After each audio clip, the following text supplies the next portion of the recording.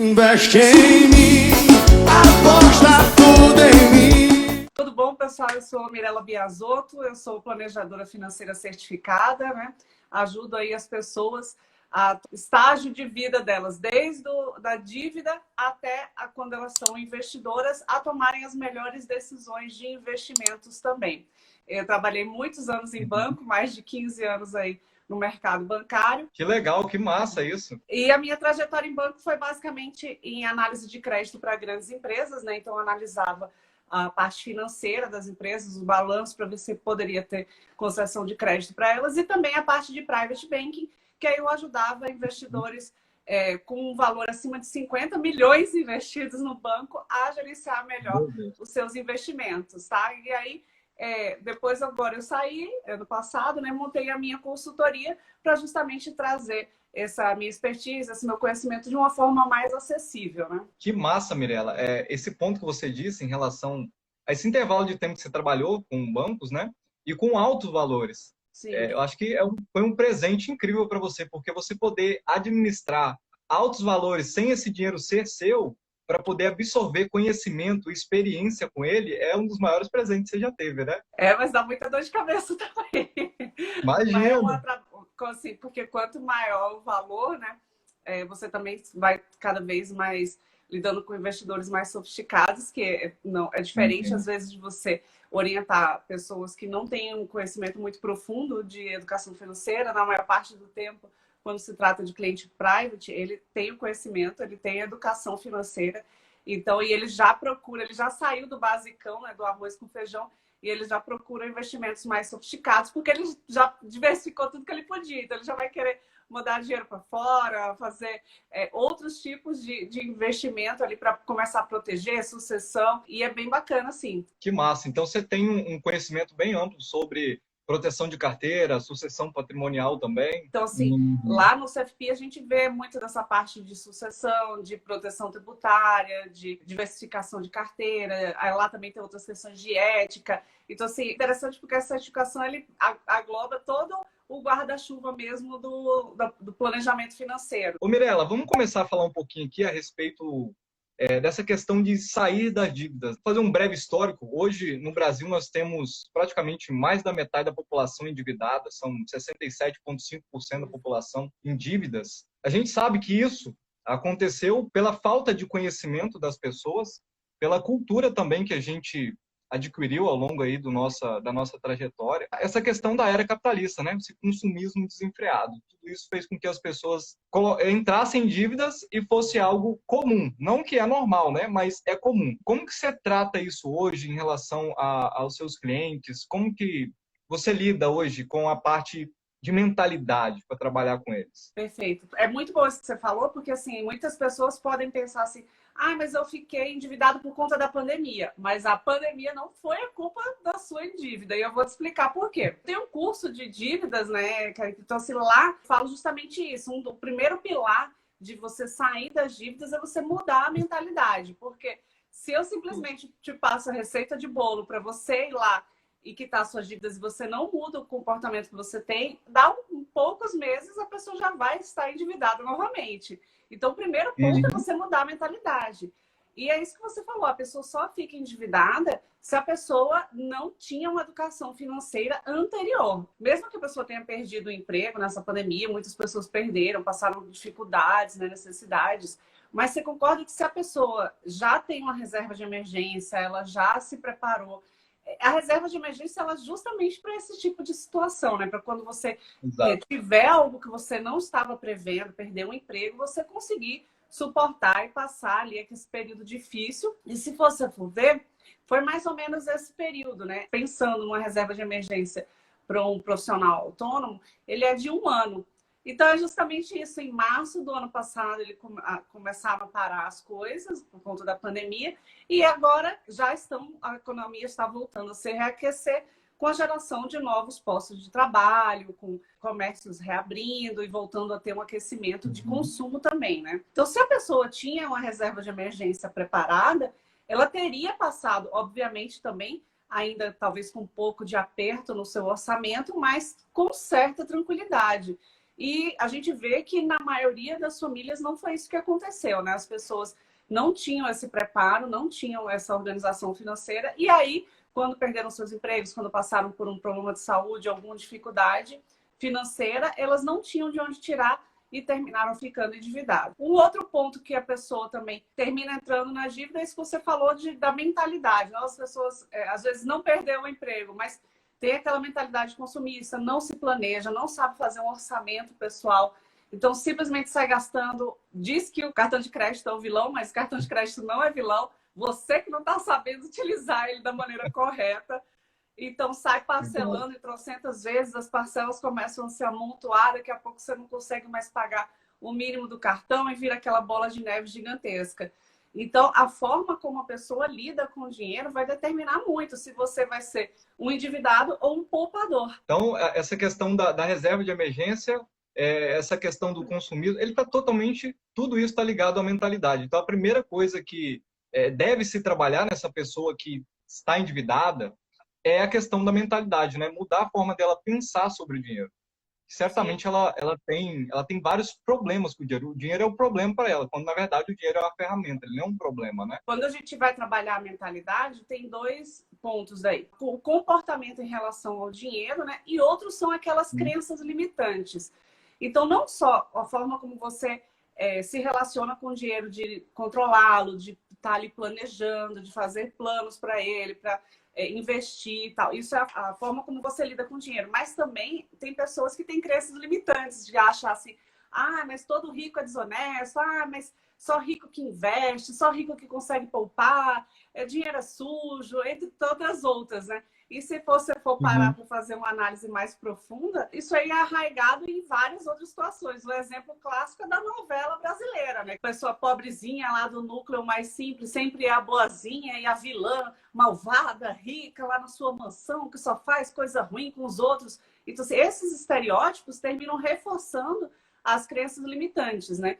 E um dos exercícios, por exemplo, que eu passo lá no meu curso é justamente você ir substituindo essas crenças limitantes por outras crenças positivas. Vou dar um exemplo, assim, quando a pessoa às vezes é muito religiosa e acha que tem até uma passagem na Bíblia que diz assim, os pobres herdarão o reino dos céus. Lógico que é uma maneira figurativa, né, de você falar. Mas que tal você pensar, por exemplo, substituir por uma crença positiva, de pensar assim, nossa, quando eu tiver mais dinheiro, ou à medida que eu for crescendo profissionalmente, financeiramente, eu vou poder ajudar mais os outros. Então, isso aí você já começa a matar aquela crença limitante ali que você tinha, que o dinheiro é sujo, que rico é ruim, que rico não é bom. Você pode pensar, não, eu quando tiver mais dinheiro, quando eu virar milionário, quando eu virar bilionário, sei lá, o tanto qual seja o seu objetivo, você vai poder ajudar mais as outras pessoas, você vai poder abundar mais na vida das outras pessoas, né? Eu, como assim, já li bastante livros sobre essa questão de mentalidade, e são coisas que não são tão comuns, né, para o brasileiro. Então, você acaba não buscando por conhecimento. E aí você busca pelo quê? Por entretenimento, que é o que? A novela que você disse, né? São os reality show, o programa de TV aí. E você acaba não aprendendo nada com aquilo. O pior, eles instalam esses inputs na cabeça da gente, essas crenças limitantes, para você não criar riqueza mesmo, para você se afundar em dívidas. O contrário do que seria o correto. Tem livros maravilhosos, tem O Segredo da Mente Milionária, que trabalha muito bem essa crença que você disse. O primeiro passo é você ter uma mentalidade de prosperidade, né? De riqueza. Se você não pensar como uma pessoa rica, você não vai adquirir riqueza nunca. Isso para qualquer área da vida. Que seja ali no perfil, você quer um relacionamento bom, você tem que buscar comportamentos e hábitos para você ser uma pessoa boa, para você adquirir outra pessoa boa ao seu lado. Senão não vai dar certo. Hoje, se eu não me engano, em média, 52% da população americana investe na Bolsa de Valores. Hoje no Brasil nós estamos batendo ali quase 3%, né? Estava 1,5% esses dias, agora entrou essa manada na Bolsa de Valores por causa desse problema aí na renda fixa. E a tendência é que as pessoas têm mais acesso. Tem corretoras hoje que são acessíveis, tem taxa zero, né? Tudo isso, né? É por isso que eu, Mirella, estamos aqui batendo esse papo. Há muita gente que está aqui nessa live já investe, isso é muito legal, já tem essa mentalidade também. Mas é sobre isso, né, Mirella? Levar a educação financeira para as pessoas de uma forma simples. Isso não tem mistério. Só para a gente fechar essa questão de investimentos que a gente terminou se perdendo aqui, mas lá nos Estados Unidos ele já tem essa taxa de juros baixa há muitos anos, né? Então, por isso também já migraram muitas pessoas para investimento em ação. Mas a tendência que a gente tem observado e que é uma tendência forte para o futuro é que a B3 ainda cresça muito mais, ainda tenham mais investidores entrando na Bolsa. Então, se faz parte aí da tua estratégia de investimentos, eu recomendaria você ficar de olho e analisar aí, talvez, para potencialmente agregar na sua carteira. O primeiro passo seria trabalhar a mentalidade, né? E na sua visão, qual seria o segundo passo? É você organizar as finanças. Muitas pessoas, elas não querem olhar as finanças porque já pensam assim, meu Deus, não está sobrando dinheiro, não estou aqui com as dívidas apertadas, as contas ali não estão legais, então não quero nem olhar. Mas isso só vai favorecer a que você aprofunde ainda mais os seus problemas. É importante que você faça o seu orçamento pessoal, você listar de maneira bem simplista, seria você listar as suas receitas, listar as suas despesas o mais detalhadamente possível, principalmente no início, né? Para você saber onde o seu dinheiro está indo e aí você poder identificar qual é o seu ralo de dinheiro. Nesse primeiro momento, né, eu brinco que se você está em dívidas, piores são aquelas que já estão em atraso, mas é importante você também tomar consciência que se você está no carro financiado, se você tem um imóvel financiado, isso também é dívida, tá? Então, só para te avisar aí que se a sua casinha está financiada, você também é um endividado, tá bom? Mesmo que seja um endividamento ali controlado, que você esteja pagando as suas parcelas e tudo. O interessante é você se planejar financeiramente para que você consiga quitar o quanto antes, né? E não sair dessas dívidas e aí sim poder investir o seu dinheiro de uma forma mais adequada. Tem muita gente, Mirella, você tocou num ponto interessante. Tem muitas pessoas que acreditam que financiamento é um investimento, né? Eu vou financiar um apartamento, eu comprei o apartamento, comprar a casa da minha vida, né? E acredita que é um investimento, mas na verdade o financiamento é uma dívida. O único financiamento até hoje que não foi uma dívida é o FIES, que cobra uma taxa de juros de 3,4% ao ano, e aí ele não perde ainda para a inflação, né? É o único modelo hoje de financiamento que nós temos investimento, mas acabou também. Quem adquiriu, quem não adquiriu, já era. Mas do resto é uma dívida, o seu financiamento é uma dívida e dependendo da situação você pode, se você não conseguir aí, né, pagar direito com o seu credor, você acaba perdendo o seu imóvel. Uma hora ou outra você pode perder. No entanto, que ele não é seu até o momento que você quitar ele. É do banco. O consórcio também não é investimento, tá? Uma dívida. Assim, eu não estou dizendo aqui que eu sou contra financiamento ou consórcio imobiliário. A questão não é essa. A questão é, se você... perguntaram aqui, Thais, consórcio seria investimento? Não, Thais, consórcio não é investimento. Consórcio é uma modalidade que você pode ali estar adquirindo o seu imóvel, mas também não é para todo mundo, porque consórcio é aquela questão de sorteio, tal. Então, se entra a modalidade de financiamento e de consórcio, também tem que ser estudado, porque só aquela discussão de que paga a taxa mais barata, só isso não se sustenta para você fazer uma decisão entre os dois. Mas a questão não estou dizendo que não é para você financiar a sua casa. Sim, você pode, se for importante para você ter um imóvel próprio e tal. De repente você pensa assim, mas eu vou pagar aluguel, com o valor do aluguel, eu poderia estar pagando a parcela, tal. Ok. Tudo dentro do planejamento financeiro, eu não gosto de dizer que não existe assim, não faça isso. Tudo depende dos seus objetivos, cada pessoa é única, tem aquilo que é relevante para ela. O importante é você ver se aquele comprometimento de renda que você vai adquirir ali por alguns anos, se ele está dentro realmente da sua capacidade de pagamento, né? E você também tem uma reserva de emergência ali muito certinha. Por quê? Se você perder o emprego, se tiver alguma baixa ali, algum imprevisto no meio do caminho, você tem que pagar a sua casa certinho, senão o banco vai tomar. E aí, tenho certeza que você não vai querer passar por essa dor de cabeça, tá? Mas, se me perguntarem, eu acho que ainda, vamos dizer, a melhor da melhor opção do mundo inteiro é você juntar, investir e aí sim poder comprar a sua casa à vista. Até o poder de barganha é um pouco diferenciado. Quando você, às vezes, vai colocar casa, eu vou colocar casa, moto, carro, papagaio, periquito, tudo no negócio. Quanto mais coisas você vai agregando nessa barganha, menos poder de compra você tem. Se for para adquirir, adquira com muita cautela, com consciência, fazendo um planejamento financeiro antes, vendo se cabe dentro daquilo ali que você se propôs. Então, assim, o ideal para quem está endividado, você o quê?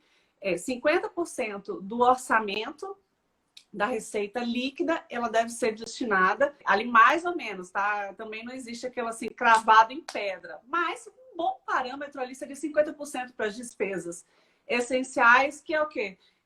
Casa, né, aluguel, o seu financiamento, sua alimentação, escola de menino, essas coisas que você não pode deixar de pagar. 30% para o seu estilo de vida, saída, iFood, roupa, sapato, cabeleireiro, barbeiro, sei lá, esse tipo de coisa que é aquela perfumaria, né? Que a gente também precisa também. E 20% para investimentos. Se você, por acaso, está ali nessa situação mais complicada de endividamento, eu brinco que você tem que adotar um orçamento de guerra. Então, você reduzir o máximo possível as despesas não essenciais para que você consiga se livrar o quanto antes do endividamento e aí sim poder pagar menos juros. Mas, obviamente, é por isso que se chama orçamento de guerra, porque ele não pode se estender indefinidamente, porque você não vai aguentar ficar o resto da vida sem sair para comer fora, sem tomar uma cerveja, sem ir no barbeiro, sem ir no cabeleireiro, sem fazer as unhas.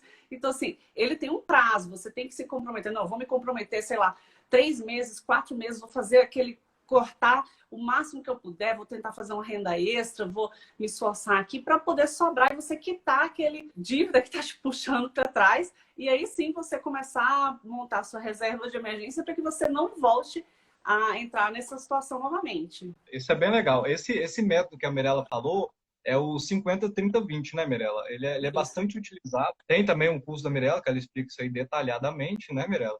Isso aí. Mas isso que você falou é muito, muito interessante. Essa questão também da pergunta da Thaís, né, sobre o consórcio, ele é um investimento, porque tem muitas pessoas que não têm conhecimento sobre investimento e aí elas preferem se amarrarem em um modelo de dívida para poder juntar dinheiro. Eu conheço várias pessoas que ganham muito bem e elas precisam se endividar para poder conseguir guardar dinheiro. Então vai lá e compra um imóvel, aí tem que ficar lá no financiamento do imóvel para poder ficar naquela pressão de ter a obrigação de pagar aquele negócio por mês, senão ela não consegue juntar dinheiro. Essa é a desculpa dela. Aí volta lá na mentalidade. E lembrando que o consórcio, apesar de ter taxas menores, eles ainda têm taxas, tem taxa de administração, tem várias taxinhas ali, que em vez de você estar pagando essas taxas, você poderia estar recebendo o rendimento, recebendo dividendos, fazendo o seu dinheiro se multiplicar de outra forma, tá? E aí Exato. entra muito isso que você falou, por exemplo, às vezes o casal tem um que consegue guardar e o outro, mas se eu não tirar esse dinheiro, minha mulher vai gastar tudo. Aqui em casa a econômica sou eu, então não tenho feito isso. É um problema que você está adquirindo para camuflar outro, né? Interessante que vocês sentem como um casal e revejam junto. Se você é sozinho, meu amigo, aí não tem desculpa. Aí é você com você mesmo, tem que sentar Aí se e vira. rever as suas atitudes. Se já é em dois, a gente ainda tem uma desculpa ali, que é o outro, né? Joga a culpa no outro.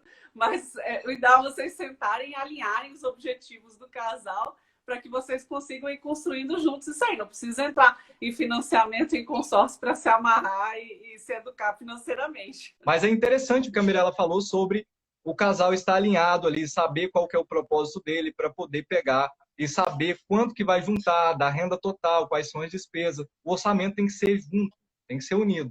Porque senão cada um está vivendo sua vida. Aí não faria sentido ser um casal, né? Não faz sentido. Consórcio não é investimento, financiamento não é investimento. E investimento é só aquele que te dá retorno após o intervalo de tempo. Se não te deu retorno, não é investimento. Não adianta. Vou jogar uma aqui agora na cara do pessoal, agora eu vou sair correndo. Brincadeira, eu vou sair correndo não. Mas seguro de vida também não é investimento, tá? Ó, segura esse pepino aí. Seguro de vida Exato. não é investimento, principalmente aqueles combos. Seguro de vida mais previdência aí. Seguro de vida resgatável. Quem aí já caiu nessa pegadinha? Estou dizendo que seguro de vida não é bom, não é isso. Se você quer fazer um seguro de vida com um planejamento de sucessão, beleza, top, vale a pena, é bom. Não é para todo mundo, depende do seu momento de vida. E se vocês, de repente, precisarem ver isso aí, eu posso, de repente, ajudar numa consultoria mais detalhada. Mas a questão é, se você precisa de um seguro de vida, você faça um seguro de vida. Se você precisa de uma previdência, você faça a previdência. Quando você junta os dois produtos, você paga mais caro e ele não é esse seguro de vida resgatável. Se você for tentar resgatar, eu sei disso porque eu tenho clientes que já fizeram isso, meu amigo. É um pepino, é um quiprocó. E você não vale a pena se você contar como investimento, né? aqueles assim, ah, vou investir, o retorno que você tem, se você precisar resgatar, ele não vale a pena. Você renderia mais se você tivesse disciplina e estivesse investindo corretamente em ativos mais rentáveis. Exatamente. O seguro de vida, ele é importante, mas ele não é um investimento e não faz parte do seu patrimônio, né? Em sucessão patrimonial, eu falo bastante disso também, porque normalmente a pessoa, ela faz a proteção lá do patrimônio dela, né? Ela acredita que o seguro de vida entra no meio. Não, ele pode ser um complemento, mas ele não é parte do seu patrimônio. Tanto que você não tem acesso àquele dinheiro da forma que você deseja, né? Só após aquele cumprimento lá da apólice, que seria após a sua morte, ou depende ali do que você contratou, se foi uma invalidez, se foi determinado período de tempo, um afastamento temporário, o que seja, né? Mas é muito interessante isso que você disse mesmo, porque o seguro de vida não é investimento, não faz parte do seu patrimônio e é apenas um benefício para você deixar mais tranquilo, mais confortável algum ente da família. E tem fases ali que você vai fazer o seguro de vida, né? Se você tem entre 20 a 30 anos de idade, você tem filho. Se você tem filho, é legal você fazer um seguro de vida, porque você tem uma expectativa de morte acidental muito grande, você está muito exposto. Mas o seguro por morte natural, talvez não. Você não vai morrer agora por morte natural. Então tem que analisar todos esses detalhes. Eu estou falando esses detalhes, Mirella, porque eu trabalhei muitos anos, até hoje eu trabalho, né? Como corretor de seguros. Eu tenho vários clientes também. Esse detalhe que você falou do resgatável é muito interessante, porque tem pessoas que fazem seguro resgatável para quê? Ah, eu tenho um seguro, eu estou protegido e ainda posso resgatar o dinheiro que eu investi. Loucura, porque você não vai resgatar o valor completo global. Você vai resgatar no máximo ali, 75% do valor. Sim. E olhe lá. Antes de fazer esse tipo de contrato, se possível, veja um planejador financeiro, porque depois, para sair, o negócio é difícil, é complicado, eles amarram muito bem amarradinho. Então, assim, analisem bem antes de vocês adquirirem esses produtos. Tá? COI também. Tem até uma citação do Warren Buffett, que eu não sei se você conhece. O risco está justamente em não saber o que está se fazendo. Então, sim, o conhecimento.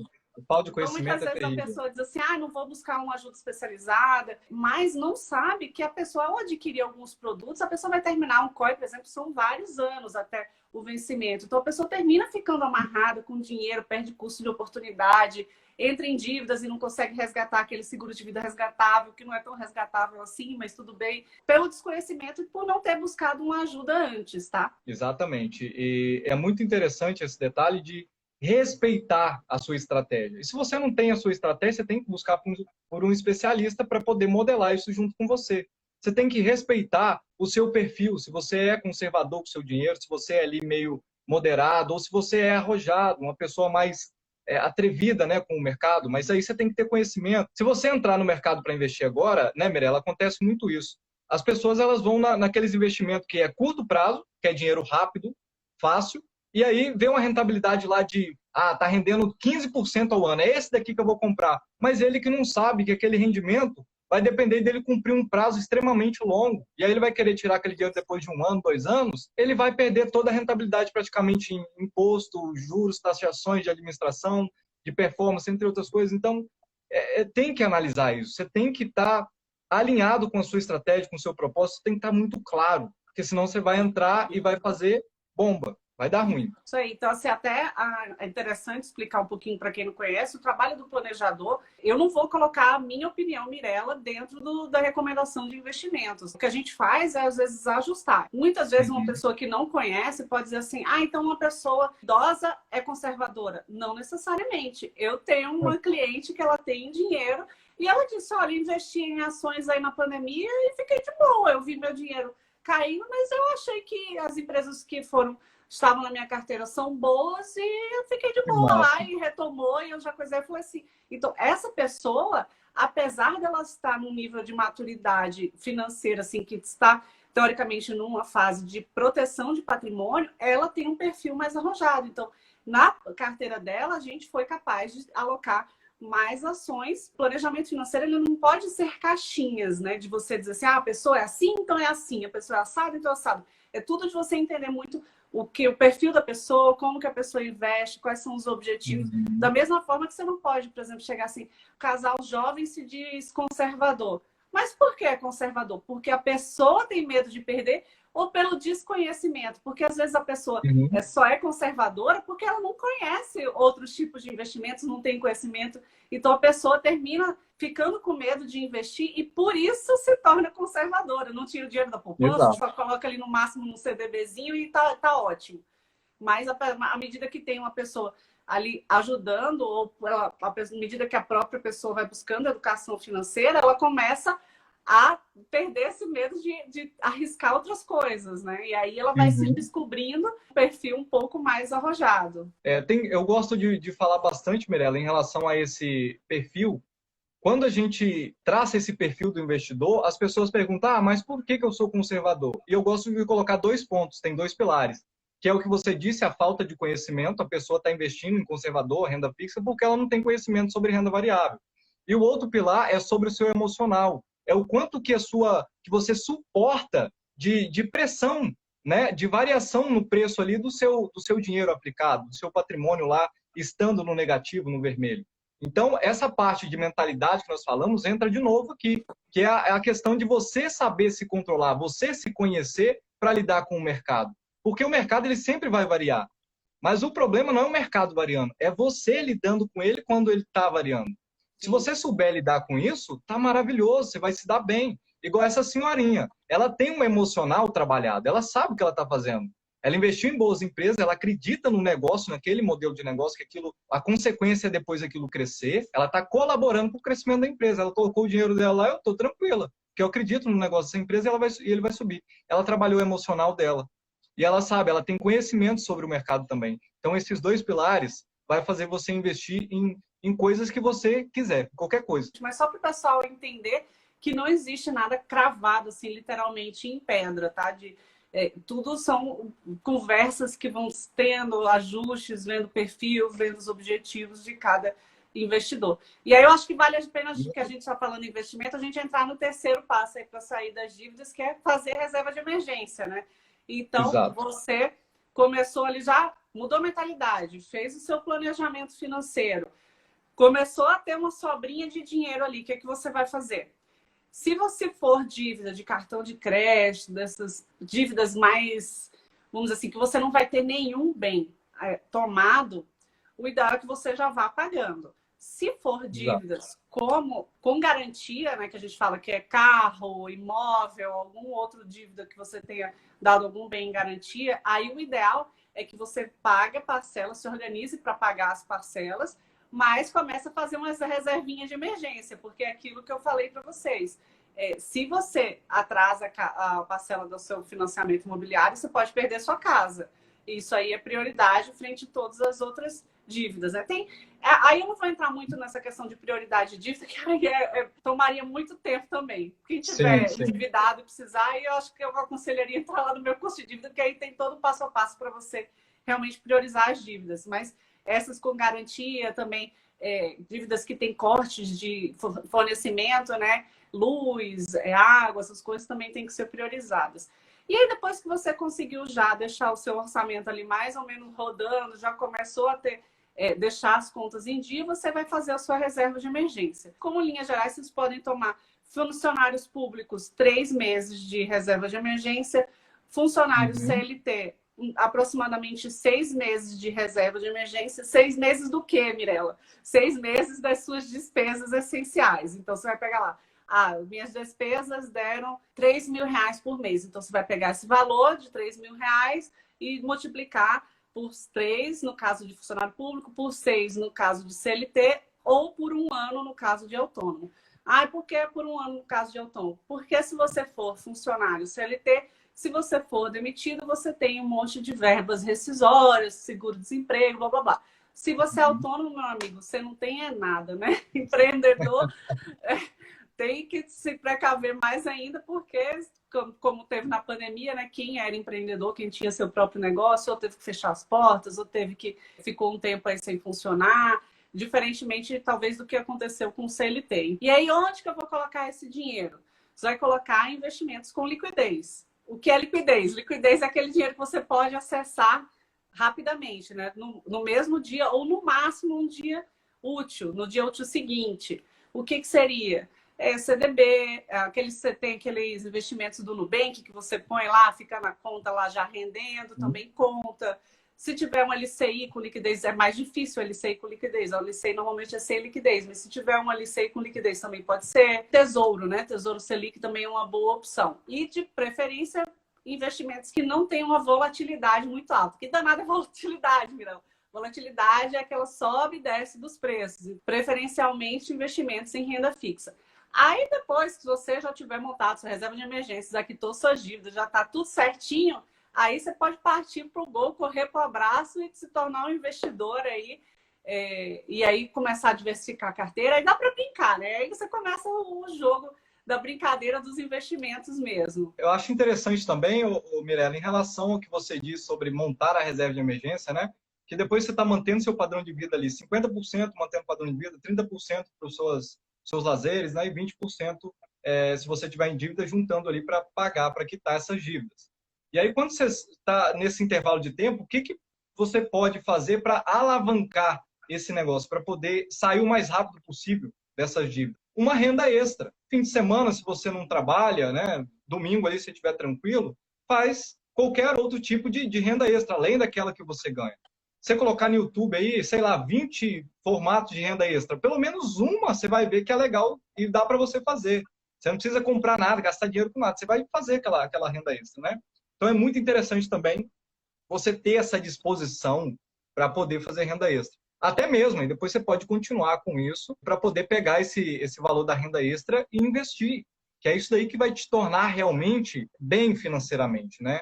Você vai conquistar a sua liberdade financeira depois de criar um belo de um patrimônio, mas para isso você tem que ter renda ativa. O que é renda ativa? É aquela renda que você faz ali com a mão na massa. Você tem que fazer dinheiro. Se você não fizer dinheiro, você não vai ficar rico investindo só. Não é colocar R$50 lá e esperar 10 anos que o negócio virou 1 milhão. Não dá, não é assim.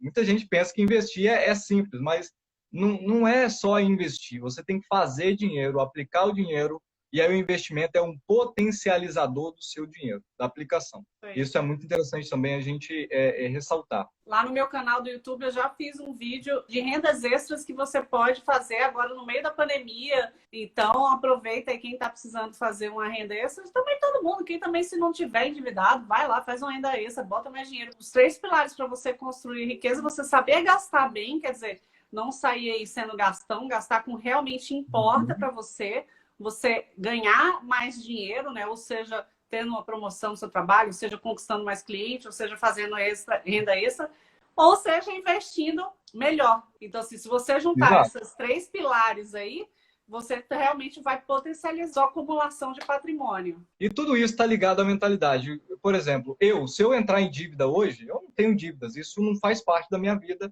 Mas se eu entrasse em dívidas hoje, eu sairia dela de uma forma muito simples, por questão da mentalidade. Eu pegaria alguma roupa que eu não uso e colocaria para vender no OLX, e no Marketplace, no Facebook. Eu pegaria alguns itens, eu tenho 3 relógios, vou vender 2 relógios, fico com 1. E aí você vai juntando dinheiro rapidamente e paga suas dívidas. Isso está muito ligado à mentalidade, à forma que você pensa. E depois que você sai desse negócio, você vê outro mundo, você não vai querer mais voltar para essa vida. Tudo isso que a gente conversou está ligado à mentalidade. Se você não trabalhar a mentalidade, você não vai dar conta de nada disso. Tem algum caso, Mirella, que você ajudou algumas pessoas, sanaram as dívidas dela, mas a mentalidade estava ainda enraizada, aquelas crenças antigas, ela acabou voltando a ter dívidas? Olha, como lá no meu atendimento eu já faço um atendimento de educação financeira também, né? Então, assim, eu brinco que não é só você fazer a organização, ajudar a pessoa a sair da dívida ou ajudar a pessoa a investir. Eu sempre busco também encontros, né, nas minhas conversas com os clientes, já ir passando educação financeira. Então, não tive nenhum caso de reincidente aí por enquanto, mas por isso, justamente, eu vou conversando, já vou explicando por quê, como que a pessoa pode sair, o que a pessoa tem que mudar. Então, acho que tudo vai muito de como você vai passando, explicando para os seus clientes, para eles também irem se conscientizando, né? Se você já adotar alguns princípios do minimalismo, só de adotar alguns dos princípios, isso já vai te ajudar bastante. Você não precisa, vou ter agora uma casa só preta e branca, não vai ter nada. Não é isso. Você já incorporando alguns desses princípios já te ajuda. Às vezes a gente tem 3 jogos de xícara, você só usa um, vende outros 2, tem alguém que está precisando disso. Você ajuda a outra pessoa e ainda ganha um dinheiro ali com aquilo.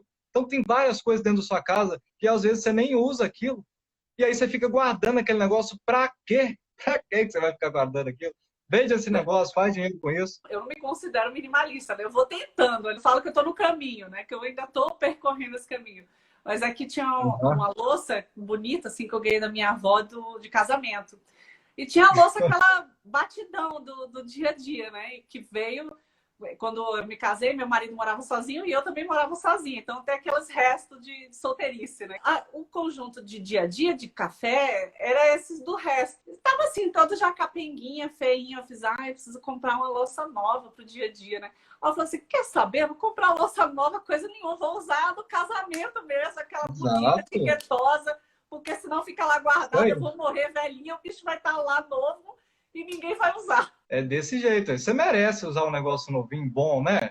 A gente merece. Trabalhar isso é muito importante, é muito legal. Acho que por hoje a gente finalizou, né? Falamos bastante sobre mentalidade, sobre como sair das dívidas, os passo a passo aí que você deu, que foi bem transparente e claro.